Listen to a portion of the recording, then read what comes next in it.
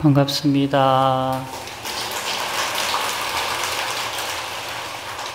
더우시죠?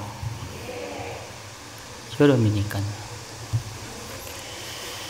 중복을 지나 가장 더운 시기가 왔습니다. 오늘은 음력 6월 24일 관음제일입니다. 관음제일이란 중생의 소원을 다 들어주신다는 관세음보살님을 공양하고 공경하며 존중하고 찬탄하는 기도제일이라는 뜻입니다. 대표적인 제일로 미타제일, 음력 15일이죠. 그리고 18일인 지장제일, 그리고 오늘 관음제일이 가장 중심이고, 나아가 정강불제일, 약사불제일 등 10제일이 있습니다. 여기서 제일이란 재개하는 날이란 뜻입니다. 재개란 몸과 마음을 깨끗이 하고 부정한 것을 멀리 한다는 말입니다. 쉽게 말해서 우리가 매일 절에서 기도하며 수행하면 좋겠지만 그럴 수 없으니 날을 정해놓고 이날만큼은 몸과 마음을 바르게 하고 불보살림전에 가서 청정한 공양을 올리며 기리는 날이 제일이란 뜻입니다. 관음제일은 잘 아시겠지만 관세음보살, 관음 줄임말이죠. 관세음보살을 이를 산스크리트로는 아바로키테슈바라라고 하는데, 이는 아바로키타와 이슈바라를 합친 합성어입니다. 여기서 아바로키타는 바라보다 또는 관찰하다라는 의미고, 이슈바라는 주인 또는 주제자라는 뜻으로 신이나 신성한 존재를 의미합니다. 따라서 아바로키테슈바라는 세상을 관찰하는 주인 또는 세상을 내려다보는 관찰하는 자라는 뜻입니다. 일반적으로는 우리는 이 보살을 관세음보살이라고 부르지만 반야심경에서는 관자재보살이라고 되어 있습니다. 이는 번역자의 차이에 기인합니다. 구마라자 스님께서는 번역할 당시에는 관세음이라고 번역하였으나 이후 현장 스님께서 번역하실 때는 좀 더 직역하여 관자재라고 번역하였습니다. 저 구마라자 스님의 번역을 구역, 오래될 구자를 써서 구역에서는 관세음이라고 하였고, 현장 스님 이후 신역, 새로울 신자, 신역에서는 관자재라고 부르게 된 것입니다. 이를 우리말로 풀어서 번역하면 관세음보살은 세상을 소리를 보는 보살이라고 의미를 가지고, 관자재보살은 자주자재로 지켜보는 보살이라고 의미가 있습니다. 그렇다면 관세음보살님이 어떤 분이신가를 좀 더 알아보도록 하겠습니다. 합창하시고, 구종신통역하고 강수지방편하야 시방제국토에 무찰불연신이로다나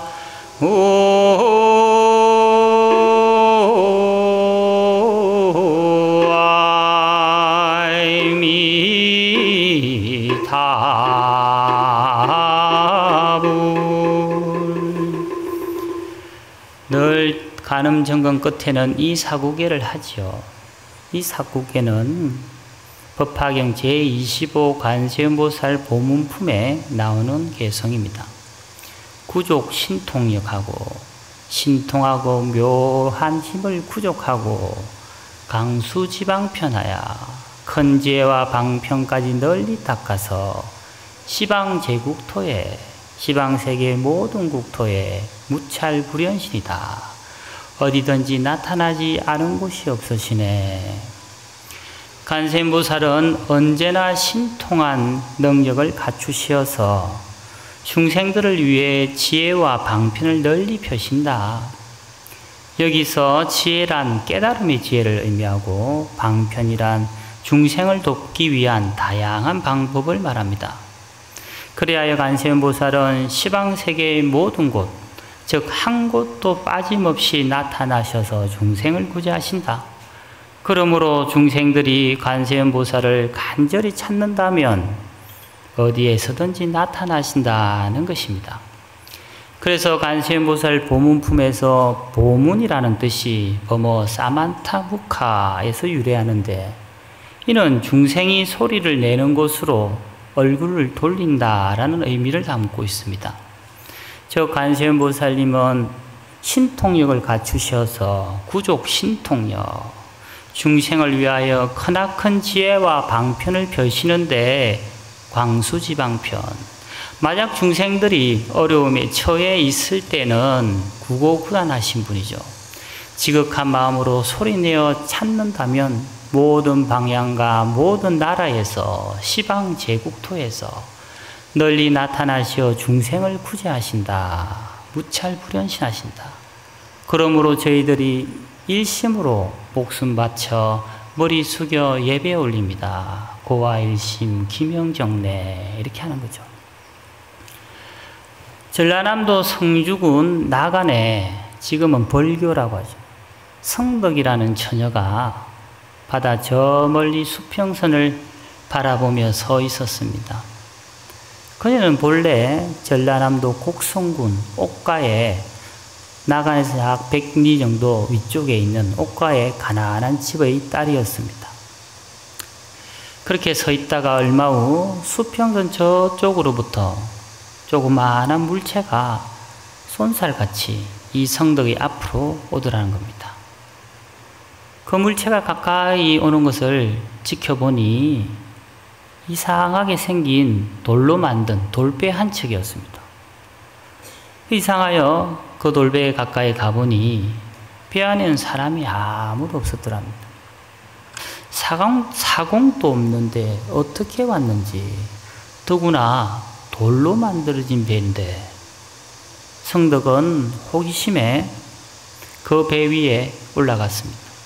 그리고 그 배에는 아주 예쁘게 잘 포장된 상자 하나가 놓여 있었는데, 그 상자를 조심스럽게 열어보니 그 상자 안에는 금빛이 찬란한 관세음보살님이 딱 안치되어 있더란 겁니다. 상호가 아주 원만하고 훌륭한 관세음보살 상에서는 빛을 발하며 딱 있었는데, 성덕은 그 관세음보살님 앞에서 자연스럽게 합장을 하고 옷에 투지하며 정성스럽게 절을 올렸습니다. 그리고는 금으로 만든 그 관세음보살상을 엎고 배에서 내렸습니다. 그런데 금으로 만든 관음상이 아주 무거워야 될 텐데 너무 가벼웠다는 겁니다. 마치 새철처럼 가벼웠습니다. 그리고는 자신의 고향인 고성군 옥가, 아까 나간에 있을 때 있죠. 옥가를 향해서 고향을 향해 걸어갔습니다. 관세음보살을 등에 업고 그러니 신바람이 나더라는 거예요. 참 이상한 일이었습니다. 그녀는 힘든 줄도 모르고 그녀의 고향까지 쉬지도 않고 올라갔습니다. 그리고는 고향의 그 산마루까지 단숨에 올라갔다는 겁니다. 나간에서 옥가까지는 못해도 한 100리 정도가 되는데, 그런데 이상하게 그 고개마루에서부터는 발걸음이 떼어지지가 않더라는 거예요. 그토록 가볍던 관세음보살이 상이 갑자기 천근만근 무게로 내려 누리는 것 같았습니다. 성덕은 그만 관세음보살 상을 업은 채로 그 자리에 털썩 주저앉고 말았습니다.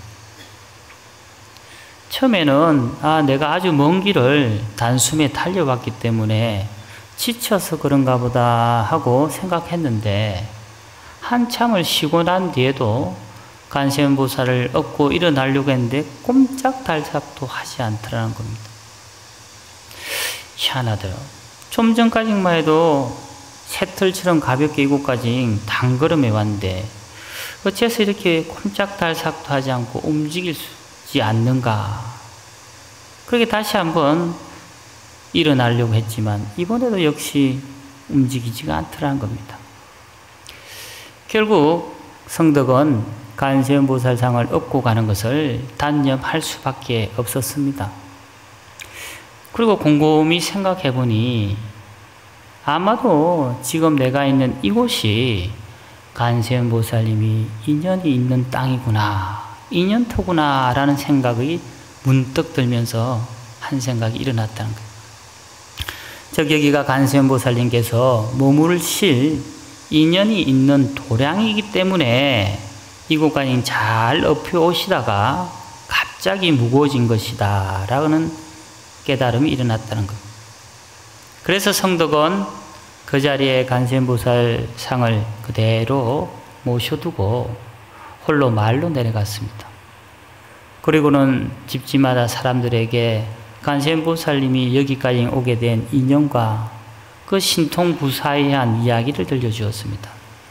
그래야 신심 있는 신도님들이 한 명, 두 명 그 관세음보살 상을 뵙기 위해서 산으로 올라오게 되었고, 머지않아 소문이 퍼져서 전국 방방곡곡에서 사람들이 줄지어 몰려들면서 결국 그 자리에 관세음보살님의 그 인연터인 그 자리에 큰 절을 세우게 되었습니다. 그 절이 지금 전라남도 곡성군 옥가면 성덕산 가음사라는 곳입니다. 성덕산은 이 성덕처녀의 이름을 따서 붙인 산 이름이고 관세음보살을 모시기에 가음사라고 하게 되었습니다. 그렇다면 그 관세음보살은 어디로부터 무슨 인연으로 그 돌배에 실려서 그 나간 앞바다까지 오게 된 것일까요? 크게 얽힌 또 이야기가 있습니다. 충청남도 예산군 대흥면, 충청남도에 그땐 대흥현이었겠죠.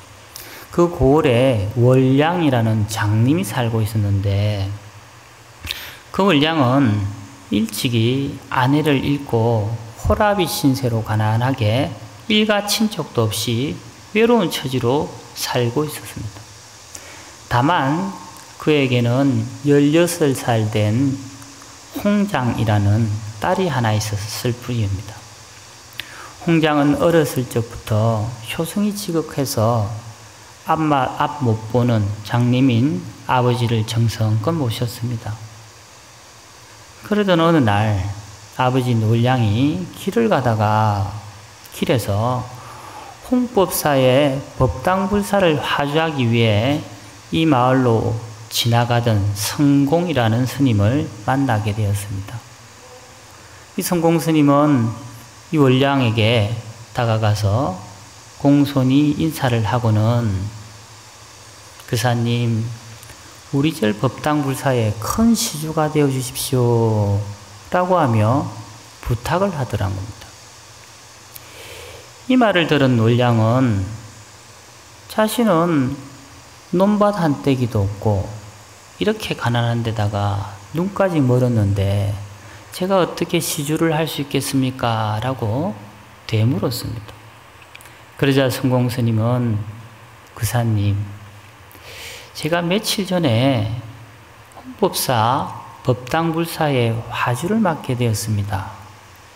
이렇게 큰 소임을 맡아서 걱정을 하며 지내던 차에 어젯밤 제 꿈에 부처님이 나타나셨습니다. 그리고는 저에게 내일 아침 길을 가다가 장님 한 사람을 만나게 될 것인데 그 사람이 바로 그대의 큰 시주가 되어줄 것이다 라고 말씀하셨습니다. 그런데 오늘 이렇게 시주님을 만났으니 부처님의 말씀이 틀림없는 것 아니겠습니까? 라고 하며 간절히 다시 부탁을 하는 겁니다. 이에 월량은 키가 막혔으나 부처님께서 꿈에 그렇게 말씀하셨다니 어찌할 도리가 없었습니다. 그래서 원량은 보다시피 스님 저는 몹시 가난하여 가진 거라고는 아무것도 없습니다. 다만 저에게는 참한 딸 하나가 있을 뿐인데 그 딸이라도 불사에 도움이 된다면 시주하겠습니다. 라고 말했습니다. 그러자 성공스님은 원량의 그러한 결정에 아유 감사합니다. 매우 감사합니다. 하고는 절로 돌아가 버렸습니다. 이었고 원량은 집으로 돌아가게 됩니다. 집으로 돌아가면서 곰곰이 생각해보니 자신이 막 결정한 이 일이 참으로 어처구니가 없고 기가 막힐 노릇이었습니다. 그나마 이렇게 가난한 집안에 홍장이라는 참한 딸 하나가 끼니라도 얘가 나가서 일을 하기 때문에 이어가고 있는 주제에 무슨 시주를 하고 더구나 딸 자식을 불사에 바치기로 약속을 했으니 생각할수록 어처구니가 없었다는 겁니다. 그리고는 이 말을 딸에게 도저히 말을 할 수가 없어서 몇 날 며칠을 고민하다가 결국 이 사단을 딸에게 이야기할 수밖에 없었습니다. 효성이 지극한 딸은 아버지의 이 기막힌 이야기를 듣고는 아무 대꾸를 할 수가 없이 다만 눈물만 뚝뚝 흘릴 뿐이었습니다. 홍장은 자신은 평생 아버지를 봉양하며 효도하기로 마음을 먹었던 터였기에 참으로 애통했습니다. 그러한 딸을 본 아버지는 딸을 부둥켜 안고 울었습니다. 홍장도 같이 울었습니다. 홍장은 아버지의 뜻을 따르기로 했으나 이 비통한 마음을 가눌 길이 없어서 홀로 밖을 나가 바닷가로 가서 바위 턱에 턱 걸쳐 앉아서 저 먼 바다를 바라보고 있었습니다. 무심히 서쪽 수평선을 바라보고 있던 그때 얼마나 지났을까? 그녀의 시야에 두 척의 배가 저 수평선 너머에서부터 빠른 속도로 다가오는 것이 보였습니다. 가까이 다다른 그 배는 화려하게 장식된 큰 배로 중국 사신들이 타고 있었습니다. 그 배에서는 한 대간이 좌우로 호위를 받으면서 그 배에서 내리더니 홍장이 앉아있던 그 바위 위로 올라와서 홍장을 유심히 뚫어지게 쳐다보더니 갑자기 예를 갖추고 이렇게 말을 하더는 겁니다. 참으로 황후마마이십니다. 라는 것입니다. 홍장은 깜짝 놀라며 당황스러워서 어쩔 줄을 모르고 고개를 숙이고 있었습니다. 그때 중국의 대관은 이어서 말을 합니다. 저희는 진나라 사람입니다. 최근 우리나라 황후께서 돌아가신 후 황제께서 슬픔을 이기지 못하고 계셨는데 그러던 중에 꿈에 신인이 나타나서 말하기를 황제의 새 황후가 지금 동국 즉 백제에 태어나 성장하였고 단정하기로는 전 황후보다 더하니 너무 슬퍼하지 마시오 라고 하면서 새 황후가 될 분의 모습을 자세히 일러주더라는 겁니다. 그래서 이 사신들이 그 명을 받아서 이렇게 오게 되었다라고 하는 겁니다. 그러면서 홍장에게 어서 저희 나라로 출발합시다 라고 재촉가 되는 겁니다.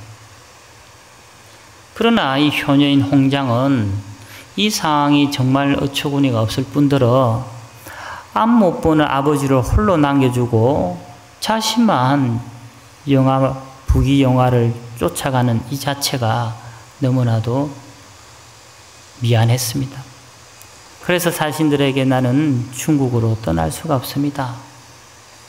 그리고 자신은 이미 홍법사의 법당불사를 위해 부처님에게 바쳐진 몸인데 어떻게 제가 그대들을 따라갈 수 있겠느냐라고 뿌리쳤습니다. 이 사신들도 황제의 명을 받고 왔던 터라 곤란한 지경이 되었습니다. 황제의 임명을 받기는 받았지만 그렇다고 막무가내로 사람을 데려갈 수 없는 노릇이었습니다. 그래야 이들은 먼저 장님 원량에게 곧 홍장의 아버지에게 같이 찾아가게 되었고 마침 화주차 내려온 성공스님도 그 원량의 집에 함께 있었습니다. 그리하여 자초지정을 상세히 말씀드리고는 그들이 예물로 가져온 각종 패백과 검은 보화를 홍법사 법당불사를 위해 드리겠노라라고 하였습니다. 이에 성공스님은 이 또한 부처님의 뜻이라 하며 기뻐하면서 홍장에게 내가 너희 아버지를 잘 보살피겠으니 걱정하지 말고 가거라 라고 했던 겁니다. 그리하여 가난한 장님의 딸 홍장은 중국으로 가서 진나라 황제의 황후가 되었습니다.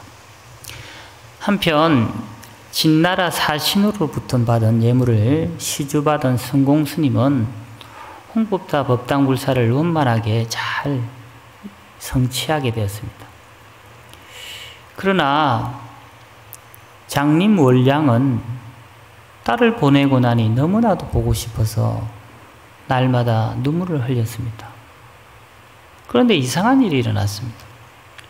딸이 보고 싶어서 실컷 울면서 눈물을 닦았더니 갑자기 눈앞이 조금씩 보이기 시작했더라.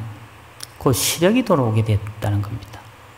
즉 원량은 딸이 그리워 울다가 눈을 뜨게 된 것이죠. 다시 한편 진나라의 황후가 된 홍장은 늘 정업 청정한 업을 닦으면서 많은 불사공덕을 지어나갔습니다.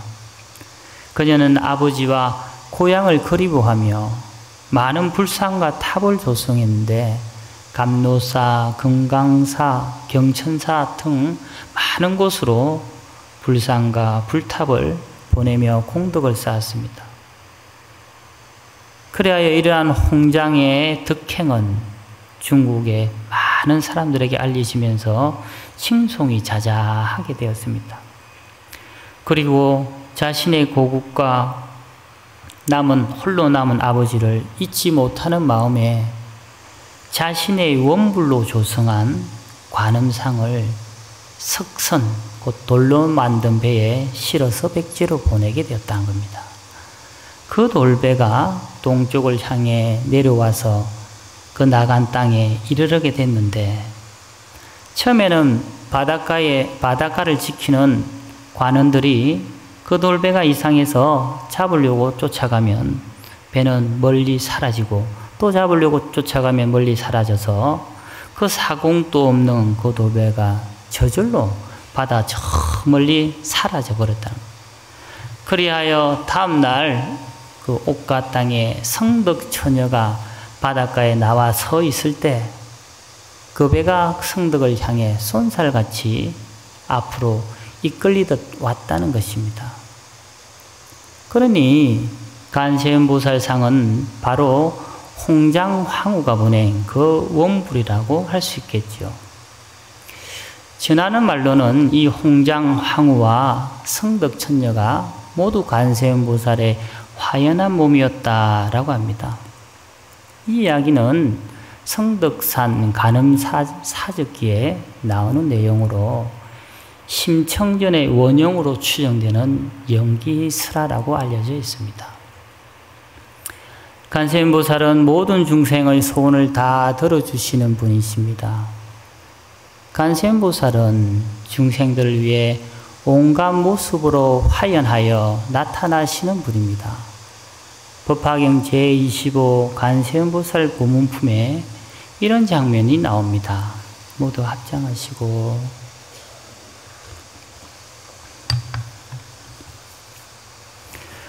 부처님께서 무진의 보살에게 말씀하셨습니다. 선남자여, 만일 어떤 국토의 중생을 응당 부처님의 몸으로 제도할 이에겐 간세음 보살이고 부처님의 몸을 나타내어 법을 설하고 응당 벽지불의 몸으로 제도할 이에게는 곧 벽지불의 몸을 나타내어 법을 설하고 응당 성문의 몸으로 제도할 이에게는 곧 성문의 몸을 나타내어 법을 설하느니 응당 범왕의 몸으로 제도할 이에게는 곧 범왕의 몸을 나타내어 법을 설하고 응당 제석전의 몸으로 제도할 이에게는 곧 제석전의 몸을 나타내어 법을 설하고 응당 자제천의 몸으로 제도할 이에게는 곧 자제천의 몸을 나타내어 법을 설하고 응당 대자제천의 몸으로 제도할 이에게는 곧 대자제천의 몸을 나타내 법을 설하고 응댕천대장군의 몸으로 제도할 이에겐 곧 천대장군의 몸을 나타내어 법을 설하고 응당비사문의 몸으로 제도할 이에게는 곧 비사문의 몸을 나타내 법을 설하느니라. 시간 관계상 앞쪽 부분만 독경했지만 간세음보살 보문품에는 33응신이 나옵니다. 이렇게 간세음보살님은 원력이 넓고 깊으며 대자대비하기에 온갖 어려움에 처해 있는 우리를 위하여 다양한 방편으로 다가오십니다. 그래서 우리가 간음정건을 할 때 나무 보문시연 원력공신 대자대비 구고구난 간세음보살 간세 이렇게 정건을 하는 겁니다. 나무 보문시연 원력공신 나무 귀합니다. 보문 고개를 돌리는 분이다. 우리가 간세음보살님을 지극히 부르면 간세음보살님 그때 고개를 돌려서 뭐냐 이렇게 쳐다본다는 거예요. 그래서 나타나시는 분인데 그분은 원력공신 원력이 아주 넓고 깊으시고 대자대비하신 분이고 구고구난 우리가 어렵고 힘듦에 처해 있을 때 부르면 나타나시는 분이다. 그리고 우리가 간세음보살 정건을 하죠. 그러므로 우리는 기도를 할 때 정말 간절히 정성스럽게 불러야 합니다. 연부를 할 때는 간세음보살의 모습을 떠올리며 그리고 간세음보살, 간세음보살, 간세음보살 하고 있는 자신의 목소리에 온 정신을 집중하며 해야 합니다. 여러분들이 자신의 목소리에 온 정신을 집중할 수만 있다면 마음이 편안해지는 것을 느끼게 됩니다. 나아가 연부라는 자신의 성품을 보게 되는데 이를 반문문성이라 합니다. 곧 그 성품의 자리를 아는 순간 자신의 업장은 소멸되고 간세음보살님의 가피를 받게 됩니다. 그러므로 지극한 마음으로 기도하십시오. 지극한 마음의 기도는 내 안에 참된 부처님을 만나는 좋은 인연이 됩니다. 기도는 생명입니다. 기도는 공기입니다. 기도는 숨결입니다. 합장하시고 간절히 기도하십시오. 간절하면 통합니다. 간절하면 이루어집니다. 나무관세음보살